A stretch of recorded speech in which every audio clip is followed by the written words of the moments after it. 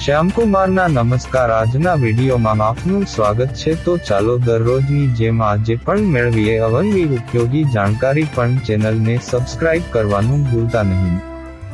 ગરમીમાં રાત્રે સૂતા પહેલા ભૂલથી પણ ના ખાશો આ વસ્તુ, નહીં તો જવું પડશે હોસ્પિટલ.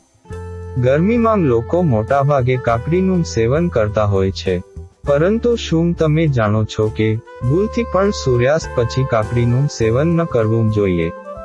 ખોટા સમયે કાકડીનું સેવન કરવાથી નુકસાન થઈ શકે છે, ત્યારે જાણો તેના ગેરફાયદા વિશે.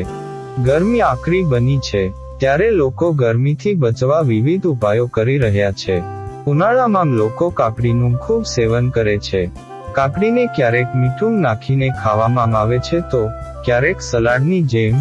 પરંતુ શું તમે જાણો છો કે કાકડીનું સેવન કરવાથી જેટલા ફાયદા થાય છે, એટલું જ તેનું ખોટા સમયે સેવન કરવાથી નુકસાન થઈ શકે છે? ઉનાળાની ઋતુમાં કાકડીનું સેવન કરવું ખૂબ જ ફાયદાકારક માનવામાં આવે છે. તેના સેવનથી અનેક પ્રકારની બીમારીઓ સામે લડવામાં મદદ મળે છે. આ ફળ ઉનાળામાં શરીરને હીટ સ્ટ્રોકથી બચાવે છે, સાથે જ પાણીની તંગી દૂર કરે છે.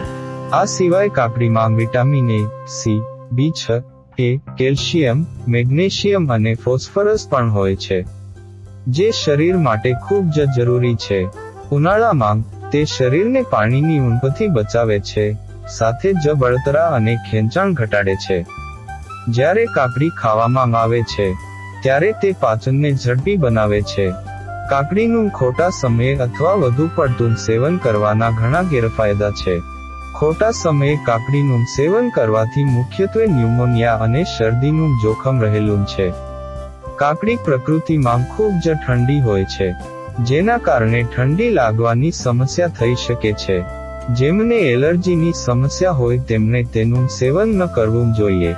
કાકડી વિશે એક કહેવત છે કે કાકડી સવારે હીરા જેવી છે, કાકડી બપોરે જીરું છે અને કાકડી રાત્રે દુખાવો છે.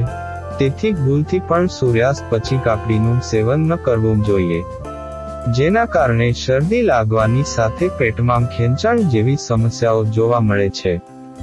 સાથે જ તમે શરદીથી પરેશાન થઈ શકો છો.